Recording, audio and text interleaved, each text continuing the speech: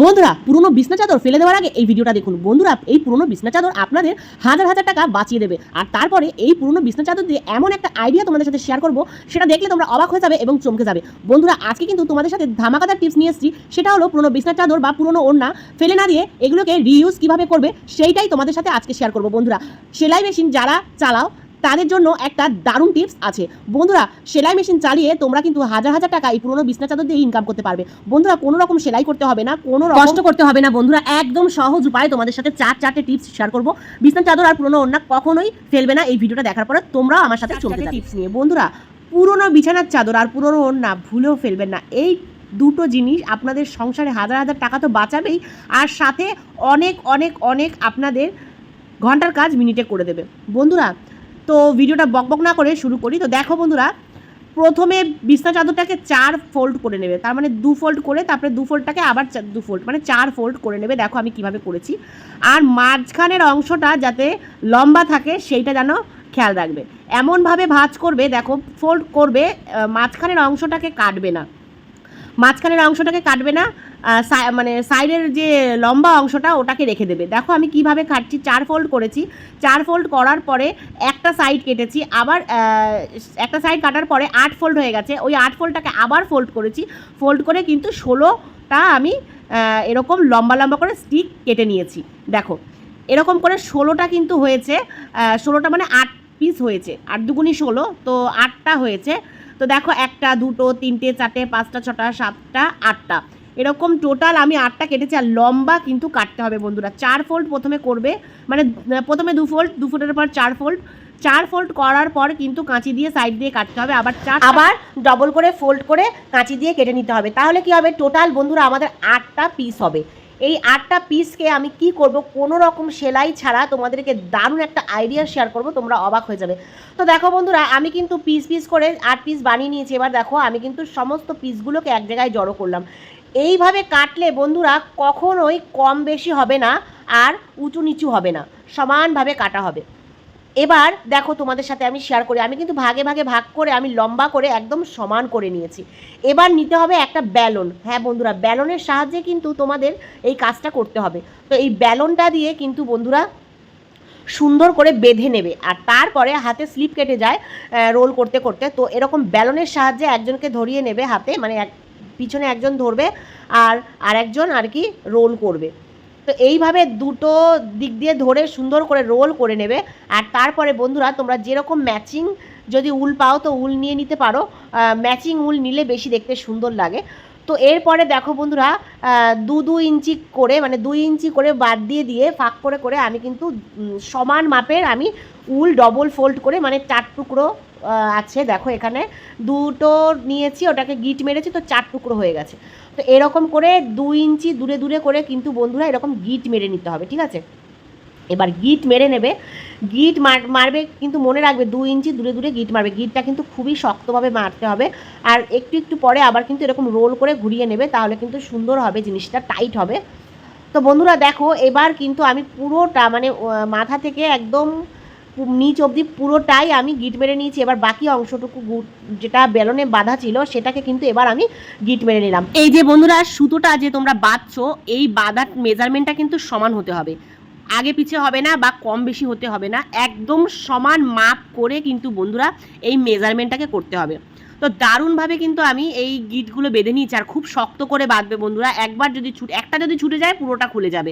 তো সাবধানে করে গিটটা বাঁধবে তোমরা। গিট বাঁধার সময় কিন্তু বন্ধুরা তোমরা হাতের স্পিডটা কিন্তু একদম স্লো করে দেবে। আমি এখানে ভিডিওটা ফাস্ট করে দিয়েছি তোমাদের দেখার উদ্দেশ্যে, কারণ যখন গিট মারবে তখন কিন্তু বন্ধুরা টেনে টেনে গিটটা মারবে, ঢিলা ঢিলা গিটটা মারবে না। এক হাত দিয়ে টানবে, এক হাত দিয়ে গিট মারবে। এরপরে বন্ধুরা দেখো ঠিক এইভাবে রোল করে নেবে, ঠিক কেন্ন যেরকমভাবে থাকে, মানে দেখবে কেন্নদের একটু ধরলেই পরে ওরা গুটিয়ে যায়, ঠিক সেইভাবেই কিন্তু আমাদেরকে এই রোলটাকে করতে হবে। এবার দেখো বন্ধুরা একদম কি করতে হবে, দড়িগুলোকে দেখো আমি কিভাবে বাঁধছি। যতগুলো দড়ি আছে একটার সাথে একটা ভিতর দিয়ে টান দিয়ে দিয়ে কিন্তু বাঁধতে হবে। সেলাই যেভাবে করে সেইভাবে ঠিক, মানে প্রথমটা নিচ দিয়ে বার করবে আর একটা উপর দিয়ে বার করবে, আবার একটা নিচ দিয়ে বার করবে, একটা উপর দিয়ে বার করবে, ঠিক এইভাবে কিন্তু পুরো রাউন্ডটাকে কভার করে সুতো দিয়ে বেঁধে নিতে হবে বন্ধুরা। দারুণভাবে বাঁধতে হবে, একদম টাইট করে, যাতে একেবারে খুলে না যেতে পারে বন্ধুরা। এটা কিন্তু খুব দারুণ একটা অর্গানাইজ তৈরি হবে তোমাদের জন্য।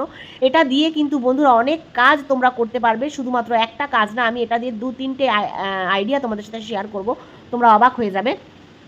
তো দেখো বন্ধুরা, আমি কিন্তু পুরোটাই রাউন্ড করে সুন্দর করে বেঁধে দিয়েছি। আর দেখো বন্ধুরা, দেখতে কি দারুণ লাগছে আর কতটা মোটা হয়েছে দেখো বন্ধুরা। এই যে মোটা একটা সুন্দর রাউন্ড করে একটা পাপোছার মতন তৈরি হয়েছে, এটাকে আমি কি কাজে লাগাবো তোমরা বলবে আর দেখবে, আর আমাকে কমেন্টে বলবে যে এটা কেমন হয়েছে আর এই আইডিয়াটা কেমন। এবার দেখো বন্ধুরা, বর্ষাকালে কিন্তু আমাদের বাইরে থেকে ঘরে আসলে বা বাথরুম থেকে পা হাত পা ধুয়ে যখন আমরা ঘরে আসি, পা পোছা যদি পাতলা হয় তাহলে কিন্তু বন্ধুরা ভিজে যায়। আর পা কিন্তু অনেক সময় ভিজে তো যায় পা পোছা, কিন্তু পাটাও কিন্তু শুকায় না। এই মোটা পা পোছাটা রাখার কারণে কিন্তু পা যতই ভেজা থাকুক না কেন সুন্দরভাবে পা মোছা যাবে। আর এতটাই সফট বন্ধুরা, এতটা আরাম লাগছে পা পুছতে, তোমাদেরকে কি বলবো, যতক্ষণ নিজেরা না বানাবে বুঝতে পারবে না। এবার তোমাদের সাথে একটা শেয়ার করি বন্ধুরা, গ্যাসের সিলিন্ডার তোমাদের বাড়িতে সবার বাড়িতে গ্যাস সিলিন্ডার থাকে। তো সিলিন্ডারের নিচে কিন্তু দীর্ঘ সময় মাটিতে বা টাইলসে রাখার কারণে কিন্তু জং ধরে যায়। এবার অনেকেরই স্ট্যান্ড আছে, অনেকে কিন্তু এমনিই রাখে, অনেকে কাগজে রাখে, অনেকে প্লাস্টিকের উপরে রাখে। তো দেখতে খারাপ লাগে কিন্তু বন্ধুরা, ঠিক আছে, যাদের স্ট্যান্ড আছে তাদের জন্য তো কোনো ব্যাপারই না, কিন্তু যাদের স্ট্যান্ড নেই, স্ট্যান্ড কেনোনি, তাদের জন্য প্লাস্টিক বা যে কোনো কাপড়ের উপরে রেখো না বন্ধুরা, দেখতে খারাপ লাগে। এইভাবে একটা অর্গানাইজ বানিয়ে এর উপরে সিলিন্ডারটাকে রাখো, জংও ধরবে না আর দেখতেও সুন্দর লাগবে। এবার দেখো বন্ধুরা, তোমাদের সাথে আরেকটা ধামাকাদার টিপস শেয়ার করি। যারা সেলাই মেশিনে সেলাই করে থাকো, লোহার উপরে সবসময় পা দেওয়াটা ঠিক না। আমাদের দাদু ঠাকুমারা বলেন যে মেশিনে যারা কাজ করে তাদের নাকি রক্ত শূন্যতায় ভোগে। তো রক্ত শূন্যতায় যারা ভুগছো আর যাদের প্রেশার প্রচণ্ড পরিমাণে লো মেশিন সেলাই করে, তাদের জন্য কিন্তু এই টিপসটা অনেকটাই কার্যকরী বন্ধুরা। এইরকম একটা অর্গানাইজ বানিয়ে পাদানির উপরে রেখে দাও। আমার ইলেকট্রিক আছে কিন্তু তবুও আমার পা রাখতে হয়, তো মোটর থাকলেও আমি পা রাখি। তোমরা কিন্তু এই অর্গানাইজটা বানিয়ে সেলাই মেশিনে রাখতে পারো, যারা কিন্তু বাড়িতে সেলাই করো তাদের জন্য অনেকটাই কার্যকরী। প্রেশার লোয়ের সমস্যা থেকে মুক্তি পাবে আর শরীরে রক্তশূন্যতা থেকে মুক্তি পাবে। এবার দেখো বন্ধুরা, তোমাদের সাথে আরও একটা ধামাকাদার টিপস শেয়ার করি। দেখো, পুরনো ওড়না বা পুরনো স্টল আমরা কিন্তু ফেলে দিই, তাই না? আমরা ফেলে না দিয়ে অনেক ভালো একটা কাজ করতে পারি, জানো তো। গার্ডার দিয়ে এটা আমি বাঁধতে পারতাম, কিন্তু গার্ডার ছিঁড়ে যায়। আমি আগেও এই টিপসটা তোমাদের সাথে একবার অন্য রকমভাবে দেখিয়েছিলাম, কিন্তু সেখানে আমার গার্ডার বারবার ছিঁড়ে যেত। যেহেতু একটু মোটা, তাই আমি কিন্তু আজকে সুতো দিয়ে সুন্দর করে বেঁধে নিয়েছি। এবার কিন্তু আর ছেঁড়ার কোনো চান্স নেই। এবার কি করবে বন্ধুরা, দেখো আমি দরজার সামনে কিন্তু সিলিন্ডারটা রেখেছিলাম। এবার সিলিন্ডারটা দেখতে কিন্তু খুবই খারাপ লাগছিল। এবার সেইটাকে কি করে আমি অর্গানাইজ করেছি দেখো। এই যে গিট মারা দড়িটা বাঁধার পরে এই ওড়নাটা কিন্তু আমি সিলিন্ডারের উপরে রেখে এইভাবে রাউন্ড করে আমি গুছিয়ে দিয়েছি। আর তারপরে একটা পুরনো ফেলে দেওয়া ব্যালন চাকির যে নিচের চাকিটা, ওই চাকিটাকে রেখে দিয়েছি। আর তারপরে একটা ইনডোর প্ল্যান্ট আমি এর উপরে রেখে দিলাম। এবার তোমরা বলো, কেউ যদি হুট করে ঘরে চলে আসে, বাই চান্স কেউ চলে আসলো, সিলিন্ডারটা যদি এইভাবে থাকতো দেখতে কিন্তু খারাপ লাগতো আর লোকে কিন্তু হাসতো। এইভাবে তোমরা রান্নাঘরেও কিন্তু সাজিয়ে রেখে দিতে পারো সিলিন্ডারকে। তো বন্ধুরা দেখো, আমি ড্রয়িং রুমে আমার 2টো সিলিন্ডার আমি কিন্তু দুদিকে এইভাবে রেখেছি। তো এবার তোমরা বলো বন্ধুরা, টিপসটা কেমন লাগলো, আর তোমরা কারা কারা এরকমভাবে সিলিন্ডারকে অর্গানাইজ করে সাজিয়ে রাখো সেটা কিন্তু আমাকে কমেন্টের মাধ্যমে অবশ্যই জানিয়ে দেবে বন্ধুরা।